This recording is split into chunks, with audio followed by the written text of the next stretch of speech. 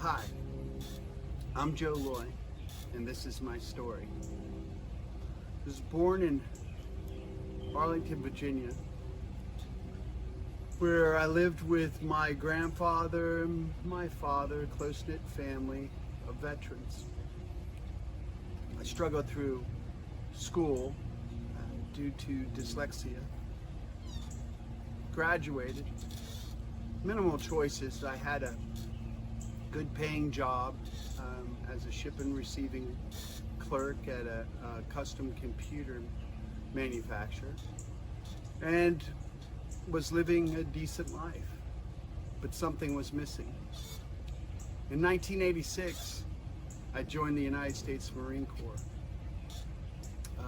a decision that would change the trajectory of my life. I went to basics at Parris Island, North Carolina, the birthplace of the Marine Corps, where I completed and graduated with honors as an honor graduate 3 months later. Then rifle security company training at Camp Lejeune. After Camp Lejeune, I was stationed at Guantanamo Bay, Cuba. Some of you might know of Guantanamo Bay, Cuba from the movie The Few Good Men. Well, I was part of the relief unit that came in after many of those Marines were relieved from duty. I established myself as a leader in that position, receiving meritorious citations. I then was assigned Marine Security Guard Battalion, the top 10% school of the Marine Corps. The mission in which is to serve in our embassies and consulates worldwide as the first line of defense and as ambassadors of the American way and principles. I was assigned to the embassy of Beirut, Lebanon, where I would spend a year in a war-torn country protecting American assets. Received numerous citations for valor and for meritorious duty status by my actions while serving there, and am attributed to saving the motorcade of Ambassador John Kelly when it fell under attack. And I coordinated communications and operated physical barriers that allowed them to separate themselves from the attackers.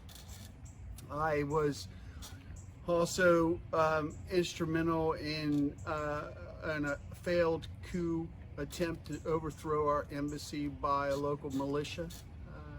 It took overran a firing position, machine gun firing position, and reestablished the position inside the protection of the Marine House.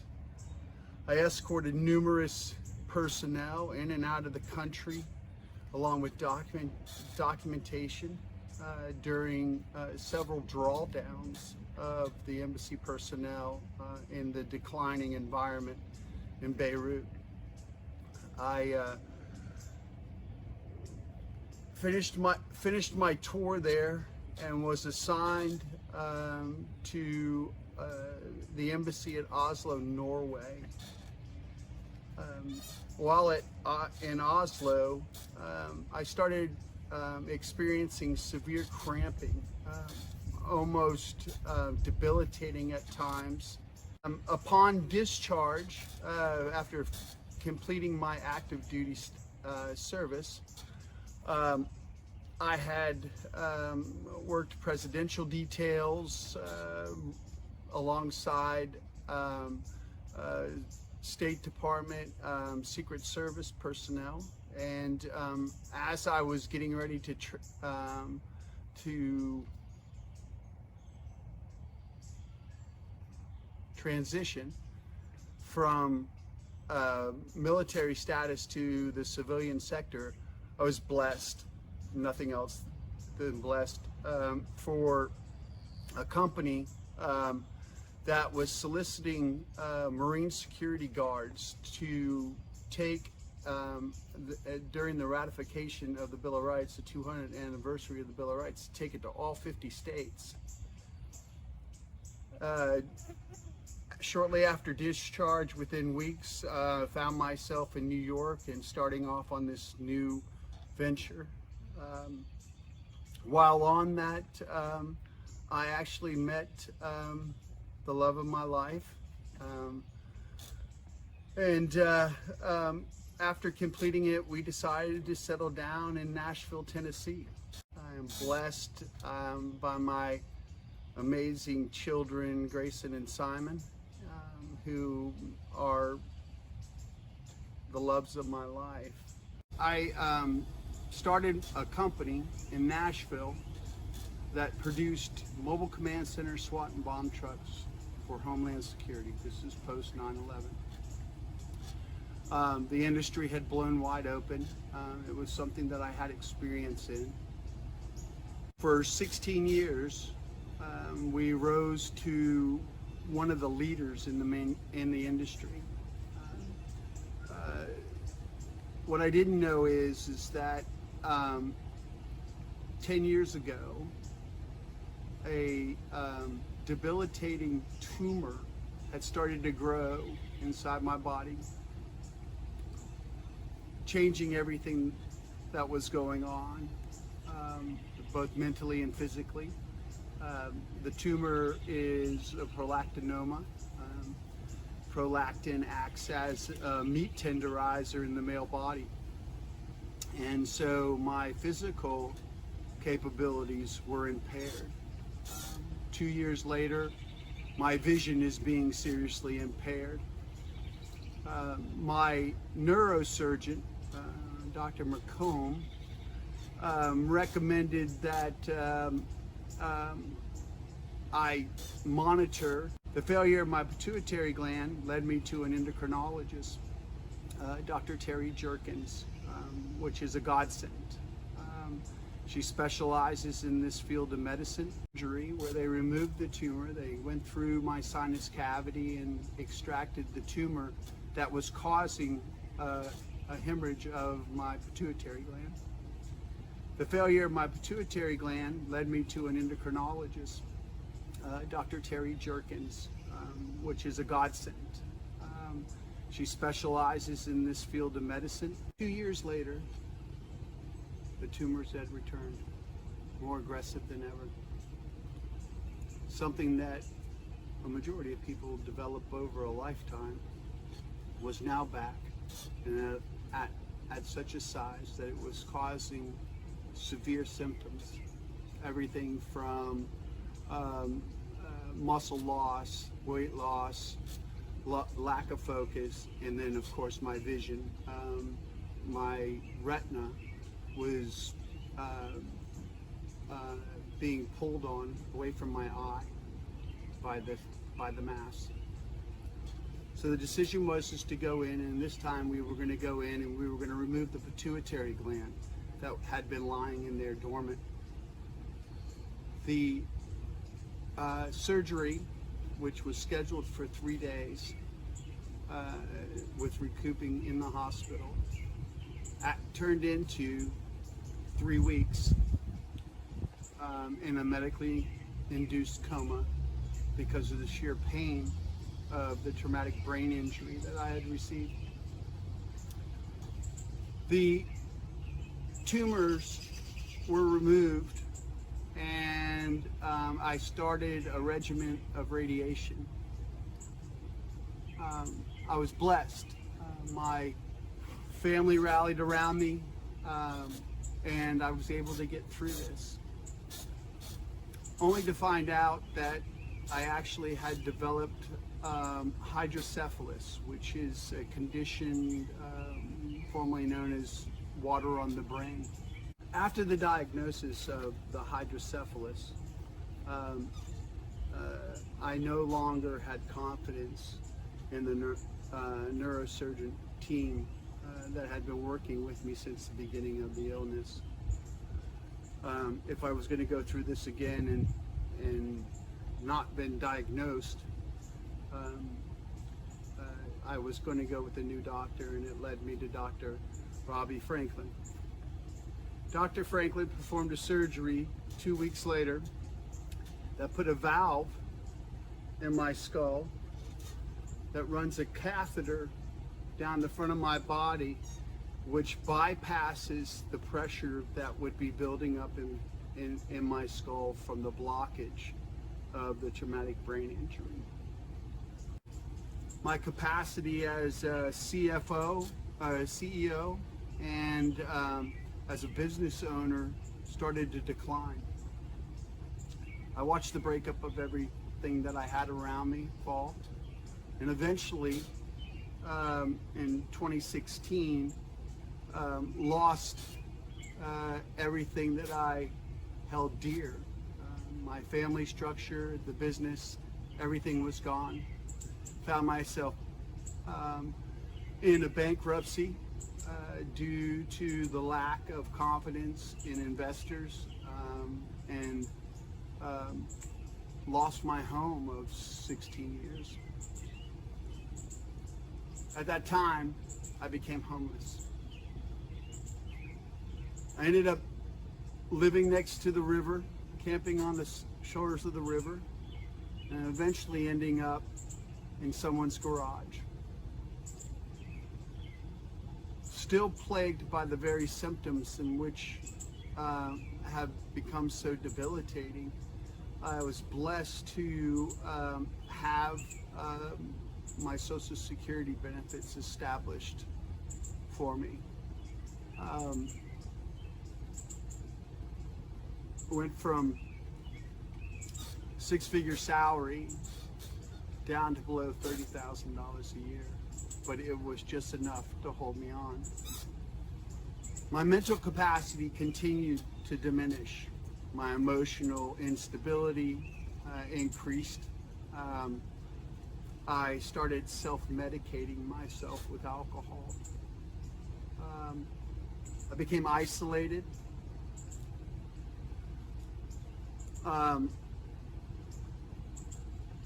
But my love for my children continued, and wanting to be an active member in their lives. And so I started doing outreach with my son Simon. Everything from going to the Florida Keys after a hurricane, to going and helping establish a camp in California for disabled children. That putting the serving into my heart. Earlier this year, in January, I felt a pulling on my heart, and I started walking with my dog Molly, long distances. I hadn't been able to do that in years. All I could do is give thanks to God. And so on the beginning of January, my son and I are preparing for lacrosse season and doing paperwork, at which time I'm become concerned about the severe cramping that I have in my body. My body is plagued with constant pain just because of the condition. But this was different, and it was pulling me down. And then Bell's palsy type symptoms came, and a drastic shortness of breath. I was having a heart attack. I go in and to the hospital. I'm there for 4 days. 4 days, they really haven't found any cause of the heart attack. And so they're getting ready to do some more exams and running a catheter up through my arm to look at the heart itself. I mentioned that with all of this, anxiety is a real issue. And so the indecisiveness of this doctor and him then revealing the fact that he'll have to transfer me to the very hospital in which allowed me to be in a medically induced coma for 3 weeks. So I notified my endocrinologist, and she had me transferred to Centennial Hospital, where I was greeted with open arms and a team of doctors and nurses. They discharged me, and upon arrival home, there was a Fitbit from my sister Michelle. I put the Fitbit on, and anyone that knows me, I'm not really into tech stuff, so I really don't get it. But I put this on, and it's constantly giving me this alarm and vibrating my arm. What is that? And so Dr. Jerkins wants to see me in 3 days. I go to that appointment and I tell her, hey, I got this Fitbit and it keeps telling me my heart rate is 40 beats per minute. Well, we're on to the changing of the story. So I was suffering bradycardia for the last 7 years of my life, where my heart was beating half the beats in which it was required to sustain the blood flow for cognitive thinking and for a healthy body. They placed a pacemaker in my chest, and my life has changed. I've been blessed in so many ways throughout this whole journey. But the one thing that I know today is that my life now has a purpose. I understand how 1 in 5 homeless people are veterans. I know how it happens. It shouldn't happen. It's our government's second largest budget, the VA. But since its inception, it's been riddled with politicians taking advantage of the system and lining their own pockets to the bureaucracy that doesn't allow it to be efficient. When I was a business owner, I had to do cost analysis. I would never hire someone or buy a tool that only operated at 36% efficiency rate. And here's the purpose. As of today, we're launching UR-6. UR-6 is an organization that will be grassroots in reaching out and ending veterans' homelessness. We'll be on the ground. We'll go find you. Just like in the Marine Corps, we would go on patrol.